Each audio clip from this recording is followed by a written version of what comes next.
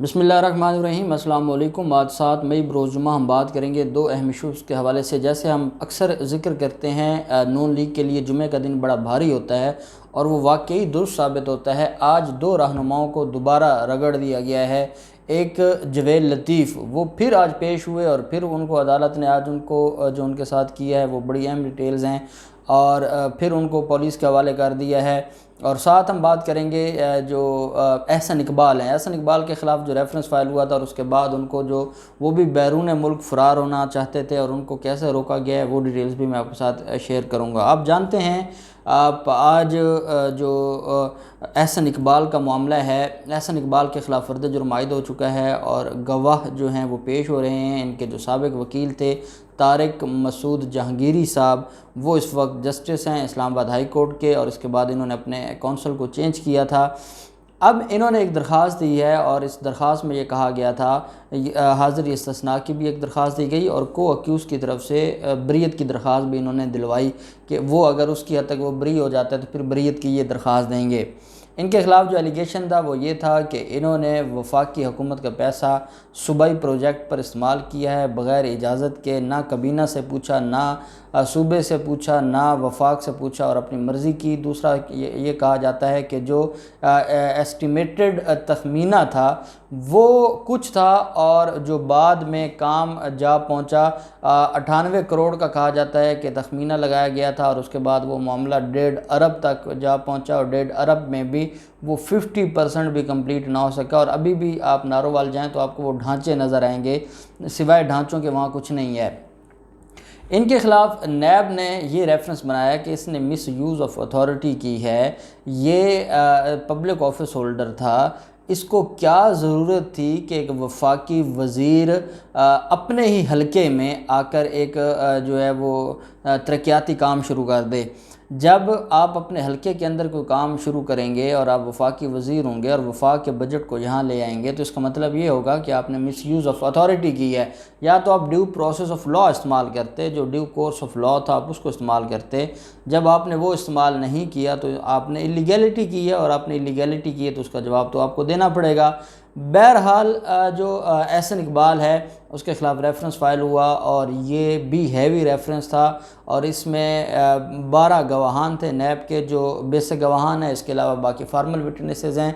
और एहसन इकबाल के ख़िलाफ़ जो कार्रवाई थी वो अब जा रही थी कि एहसन इकबाल की तरफ से ये चीज़ सामने आई कि वो बैरून मुल्क फ़रार होना चाहते हैं और वो बैरून मुल्क जाना चाहते हैं। आप जानते हैं कि नून लीग का तो सारे का सारा जितनी भी रहनुमा इनका सारे का सारा बिज़नेस ही बाहर है, इनका सारे का सारा जो कुछ भी है वो इनका बाहर ही है।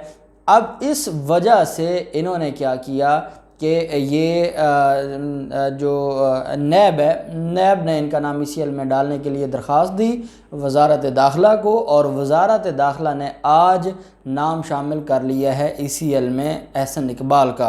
आप जानते हैं एहसन इकबाल के साथ साथ शाहिद खाकान अब्बासी का भी नाम ECL में है। उनको एक दफ़ा बाहर जाने की परमिशन मिली थी, वो वापस आ गए थे, उनका नाम ECL में है।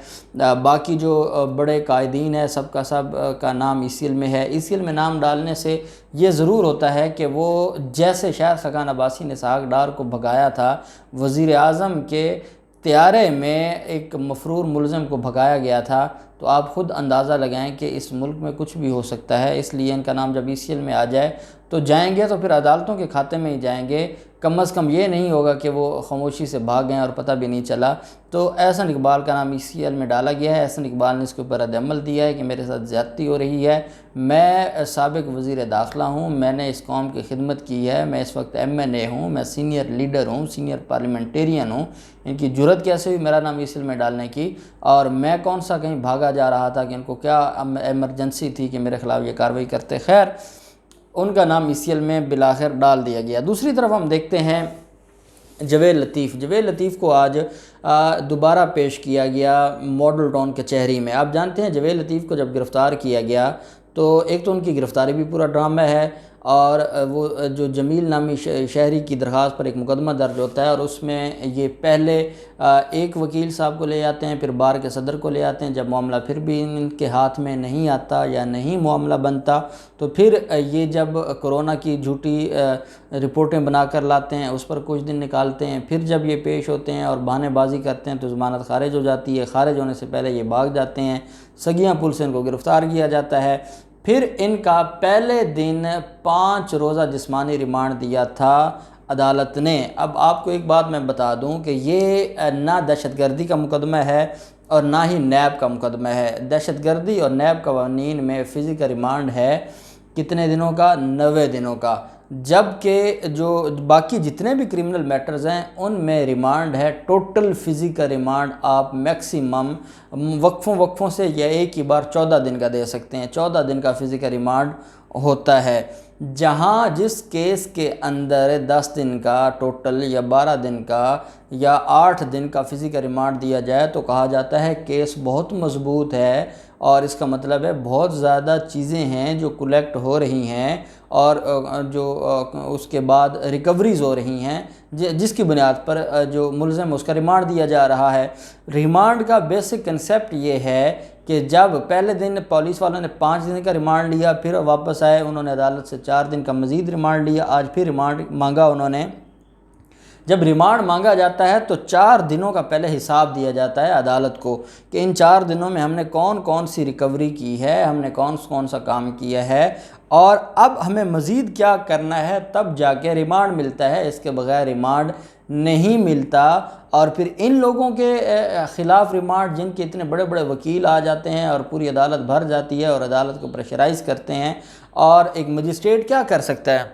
یہ تو ہائی کورٹ کے جو ججز ہیں وہاں تک جا کے یہ پریشر ڈالتے ہیں، تو یہ تو ایک جو علاقہ مجسٹریٹ ہیں، تو علاقہ مجسٹریٹ کی عدالت میں اتنا رش کر کے یہ سارا کچھ کرتے ہیں، تو آپ اندازہ خود لگائیں کہ جب عدالت پھر بھی ریمانڈ دیتی ہے تو کیس میں کتنی جان ہے اور کہاں کہاں سوراخ مل رہے ہیں کہ یہ جو سانپ تھا جس نے ریاست کو ڈسنے کی کوشش کی ہے، اس کے بل کہاں کہاں تک ہیں۔ وہ کوئی کہیں جا رہی ہے، کوئی کہیں جا رہی ہے، کوئی دبئی کی کالیں ہیں، کوئی سعودی عرب کی کالیں ہیں، کوئی افغانستان سے کالیں ہیں، کوئی جو لنڈن سے کالیں ہیں۔ اب کالز تو بہت زیادہ ہیں، اور ان کو یہ لگتا تھا، انہوں نے بیسیکلی جو فون ہے جویل لطیف کا، کیونکہ اس کو ریکور کرنا تھا، فون تو آپ جانتے ہیں وہ تو جاتی عمرہ پہنچ گیا ہوگا۔ مریم نواز اتنی پاگل نہیں ہے کہ وہ ٹیلی فون اس کے پاس رہنے دیتی، وہ ٹیلی فون مریم نواز نے اپنے پاس جاتی عمرہ میں ضبط کیا ہوگا اور اس کا ڈیٹا بھی اس نے ضائع کر دیا ہوگا۔ اب جو بڑی ایجنسیز ہیں وہ تو ڈیٹا ریکور کر سکتی ہیں، ان کے پاس سارے کے سارے موجود ہیں۔ اب معاملہ یہ ہے کہ جویل لطیف سے جب یہ پوچھا جا رہا ہے کہ آپ کے ساتھ جو ملوث ہیں ان کے نام بتائیں، جب جویل لطیف سے یہ پوچھا جا رہا ہے کہ آپ کا جو فون ہے وہ آپ بتائیں، جو آپ کی ای میلز، اب لیپ ٹاپ کا مسئلہ آ گیا ہے کہ لیپ ٹاپ سے یہ ای میلز استعمال کر رہے ہیں، اور وہ ای میلز کہاں کہاں جاتی ہیں، وہ ساری کی ساری جو ڈیٹا ہے وہ انہوں نے اپنا حاصل کر لیا ہے۔ جو سی آئی اے نے، لاہور کی جو سی آئی اے ہے، انہوں نے یہ سارا ڈیٹا حاصل کر لیا ہے۔ خیر، عدالت میں آج کہا گیا کہ جناب ہمیں مزید ریمانڈ چاہیے۔ ملزم کے وکلاء نے کہا جناب ریمانڈ نہیں دینا چاہیے، زیادتی ہو رہی ہے، پہلے 10 دن سے ملزم پولیس کسٹڈی میں ہے، مزید اب کتنا اس کی اب جان لینی ہے، کیا کرنا ہے، کیوں اتنا ریمانڈ دیا جا رہا ہے؟ عدالت نے کہا دیکھیں، جب تک یہ ایسا معاملہ جو ریاست کے خلاف ہے، جب تک تفتیش مکمل نہیں ہوتی یہ ریمانڈ پہ رہے گا۔ پھر اگر تو اس کو اپنی اتنی جان عزیز ہے یا یہ اس ذہنی تشدد سے باہر نکلنا چاہتا ہے تو پھر ان کو جو وہ مانگتے ہیں ان کو دے دے۔ جب وہ نہیں دے گا تو اس کا مطلب ان کو شامل تفتیش کے لیے اس کی کسٹڈی چاہیے ہوگی۔ عدالت نے حکم جاری کیا کہ 3 دن کا مزید فزیکل ریمانڈ ملزم کا دے کر سی آئی اے پولیس کے حوالے کر دیا۔ 3 دن سے مراد یہ ہے کہ اب ملزم کو دوبارہ پیش کیا جائے گا منڈے، سوموار کو، ٹھیک ہے۔ اب 9 دن کا پہلے ریمانڈ ہو چکا ہے، 1 دن گرفتاری کا پہلے، 9 دن ریمانڈ کے 10 اور 3 دن مزید، 13 دن تو ملزم نے رہنا ہے، پولیس تھانے میں رہا ہے۔ اب اس کے علاوہ 2 دن بچ جائیں گے، کیا پتہ ان 2 دن کا بھی وہ ریمانڈ لے جائے پولیس اور سی آئی اے، کیونکہ سی آئی اے بڑی محنت کر رہی ہے۔ مجھے نہیں لگتا تھا کہ ایک عام شہری کی درخواست پر اتنی جو ہے وہ انویسٹیگیشن ہوگی اور اتنا تھارولی دیکھا جائے گا، ڈیپتھ میں جا کے دیکھا جائے گا، اور لیپ ٹاپ آئیں گے، موبائل فون آئیں گے، فیملی کے فونز کو دیکھا جائے گا، اور جو ان کے خلاف سابق مقدمات ہیں ان کو دیکھا جائے گا۔ اتنی ڈیٹیلز کا مجھے آئیڈیا نہیں تھا کہ اس کو جو ہے وہ سی آئی اے اس طرح لے کر چلے گی، لیکن سی آئی اے نے بڑی محنت کر رہی ہے۔ وہ واقعی ریاست کے ساتھ وفاداری کا حق ادا کر رہے ہیں، ہمارے آنریبل جج ریاست کے ساتھ وفاداری کا حق ادا کر رہے ہیں، پروسیکیوٹرز ریاست کے ساتھ وفاداری کا حق ادا کر رہے ہیں، اور یہ سب مل کر ریاست کے غدار کو یہ احساس دلوا رہے ہیں کہ آپ نے جو کچھ کیا ہے آپ کو معافی نہیں مل سکتی۔ اس کی وجہ یہ ہے کہ آپ نے تو ریاست کو گالی دی ہے، اور ریاست کو گالی دینے والا کیسے یہ سمجھ سکتا ہے یا یہ امید لگا سکتا ہے کہ ریاست کا شہری ریاست کے غدار کو ریلیف دے گا یا انصاف دے گا؟ وہ آپ چیف جسٹس قاسم خان صاحب کے ریمارکس کو مائنڈ میں رکھیں۔ آپ انوار الحق پنو صاحب، جسٹس انوار الحق پنو صاحب جو درخواست ان کے بھائی کی خارج کی تھی اس کو اپنے مائنڈ میں رکھیں، پھر آپ کو سمجھ آئے گی کہ ایک مجسٹریٹ ہے، مجسٹریٹ نے تو پھر وہی کرنا ہے، اس کے تو اوپر جو پہلے ریمارکس آ چکے ہیں، پھر جو ڈیٹیل فیصلہ ہے ان کی جو بیل ڈسمسل آرڈر ہے، وہ ساری کی ساری چیزیں یہ بتاتی ہیں کہ جویل لطیف نے جو کیا ہے بری طرح پھنس گیا ہے، اور اب ان کو مریم کی جو غلامی ہے وہ بہت مہنگی پڑنے والی ہے۔ دیکھتے ہیں معاملہ کہاں جاتا ہے، جو بھی ڈیٹیلز ہوں گی ہم آپ کے ساتھ شیئر کرتے رہیں گے۔ اللہ پاک پاکستان کا حامی و ناصر ہو۔ بہت شکریہ۔ اللہ حافظ۔ پاکستان زندہ باد۔